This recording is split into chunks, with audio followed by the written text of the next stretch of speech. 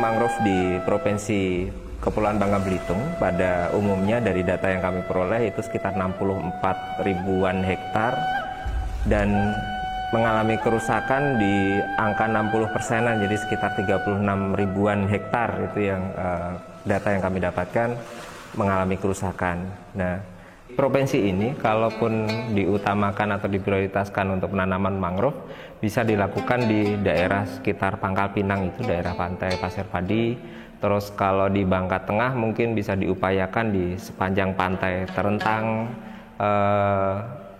daerah Tanah Merah, dan mungkin di beberapa daerah lain yang intinya adalah daerah tersebut harus sudah benar-benar tidak diusahakan untuk kegiatan yang lain, karena di Bangka Belitung ini notabene kegiatan untuk pengerukan, penambangan dan seterusnya di daerah pesisir, daerah mangrove ini masih sangat dinamis, jadi sebaiknya daerah itu tidak diupayakan untuk hal-hal semacam itu, baru bisa ditanami. Kalau hubungan masyarakat Babel dengan mangrove itu sangat erat, Pak, karena di Babel itu kan mayoritas masyarakat kan memanfaatkan sungai dan muara itu sebagai tempat untuk kehidupannya. Ada istilah di masyarakat Bangka, sehari tidak makan ikan itu sama aja udah lemes badannya. Itu jadi ada statement, banyak statement yang menyebutkan seperti itu. Sementara kita tahu ikan-ikan belana, udang satang dan teman-temannya itu memanfaatkan areal mangrove sebagai habitatnya untuk memijah, untuk kawin, untuk mencari makan dan sebagainya itu memanfaatkan areal mangrove. Di Bangka Belitung orang daratan pun itu juga mencari udang, mencari ikan, dan mangrove di Bangka Belitung itu unik. Mulai dari lumpur, pasir sampai pasir pantai itu ada. Secara lingkungan ancaman yang terjadi ketika mangrove itu hilang, yang pertama adalah gelombang laut tidak ada yang menghentikan. Yang kedua, untuk mangrove itu berfungsi sebagai filter. Ketika mangrove itu hilang, maka filter alaminya akan hilang. Artinya apa? Kualitas perairannya akan turun. Berikutnya, bencana ekologis yang akan terjadi adalah rembesnya air laut atau intrusi air laut itu bisa masuk ke sumur-sumur warga yang ada di sekitar pantai itu. Wilayah mangrove yang bagus di daerah Bangka Belitung ada Belinyu, ada Kuro Barat, Kuro Timur, ada Tukak Sade, dan juga ada di daerah Kota Kapur itu namanya Menduk atau Air Pandan. Karena kita berbicara Kota Kapur, itu ada kaitannya dengan Datuan Sriwijaya di situ. Dan dari situ kita bisa melihat bahwa adanya keeratan hubungan antara komunitas atau penduduk yang ada di situ dengan mangrove. Ketika kita berbicara peradaban di Nusantara, itu tidak bisa dipisahkan dengan yang namanya keberadaan ekosistem mangrove.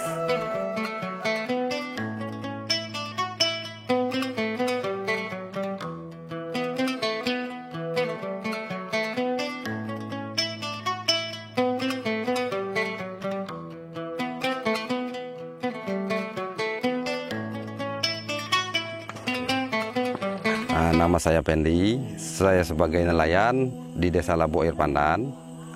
Kami di desa kami ini mencari umpan di hutan bakau, yaitu pumpun. Untuk sebagai umpan kami memasang rawai tancap. Terus kami kalau di luar kan, kalau di laut tengah kami memakai jaring.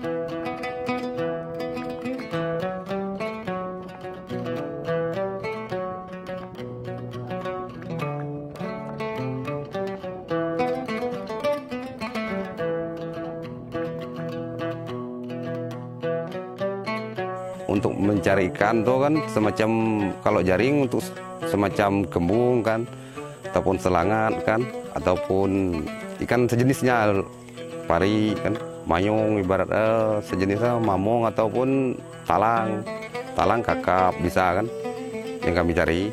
Nah, untuk kalau di sungai ada pun kawan mencari udang satang seperti yang belat, semacam belat, tapi untuk khusus udang satang, bukan dilarang, bisa dipakai kan, cuma udang satang sama sembilang yang dapat.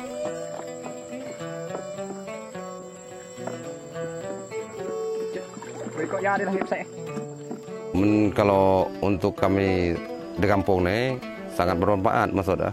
Kalau hutan bakau nih, kalau tanpa hutan bakau kemungkinan kami agak susah mencari ikan.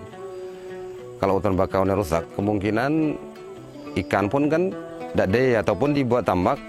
Kita lah tahu kan tempat-tempat yang sebelah ataupun daerah-daerah yang lain kan, hutan mangrove ini kan lah rusak.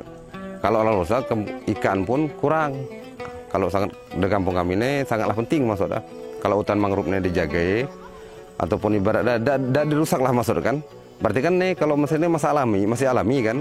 Nah, kalau masih alami macam ini berarti masih terjaga kan. Kami pun sebagai orang maksudnya kampung kami sangat menjaga ibarat orang-orang luar ataupun dari pihak-pihak dari luar kan untuk menebang bakau ataupun perpat kan. Kami sangat ibarat sangat menjaga lah terutama ibarat untuk menahan bencana ibarat. Selain dari untuk mata pencarian, kami pun untuk menahan bencana, terutama kan angin kencang. Jadi sangatlah perlu bagi kami yang tempat pesisir cemne, sangatlah perlu berarti kami untuk hutan bakau ini dijaga. Di desa kami alhamdulillah dengan adanya hutan mangrove ini selalu terjaga dan banjir dan angin pun tidak ada. Sangat membantu sekali dengan adanya hutan mangrove ini untuk mata pencaharian masyarakat kami.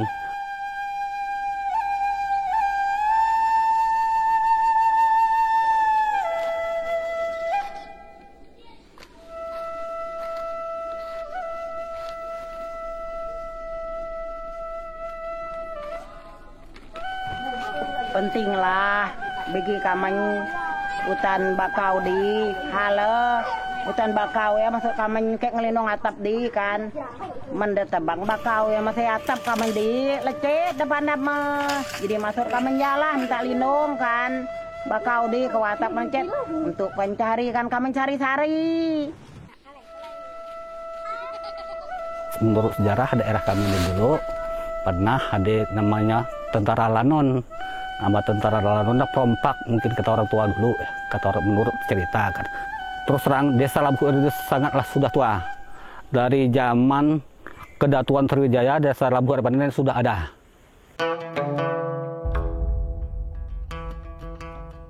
Masyarakat di desa Labuh Air Pandan ini sudah diajarkan oleh para leluhur kami untuk selalu menjaga kelestarian hutan mangrove yang ada di desa Labuh Air Pandan. Dan serta di situ ada kandungan-kandungan sejarah seperti ada batu darah, juga batu akik mencali. Jadi kalau hutan mangrove di desa Labuh Air Pandan ini tidak dijaga, itu secara tidak langsung akan mengganggu lingkungan yang ada di desa Labuh Air Pandan, serta mengganggu kehidupan sosial ekonomi masyarakat, serta menghilangkan nilai-nilai luhur yang sudah diajarkan oleh para leluhur kami. Saya selalu menghimbau kepada masyarakat, ayo kita sama-sama menjaga hutan mangrove kita. Jangan sampai terjamah oleh orang-orang yang tidak bertanggung jawab. Mangrove di Teluk ini bukan hanya berperan sebagai benteng ekologi pelestarian flora dan fauna seperti di kawasan mangrove tersisa di Pulau Bangka, tetapi juga sebagai benteng peradaban masyarakat di sini yang terhubung dengan jejak sejarah Kedatuan Sriwijaya serta komunitas suku Lanun di masa lalu. Jika mangrove ini dirusak, bukan hanya kerugian secara ekologi yang akan ditanggung oleh masyarakat di sini, tapi juga akan ikut menghilangkan jejak peradaban tua di desa Labuh Air Pandan.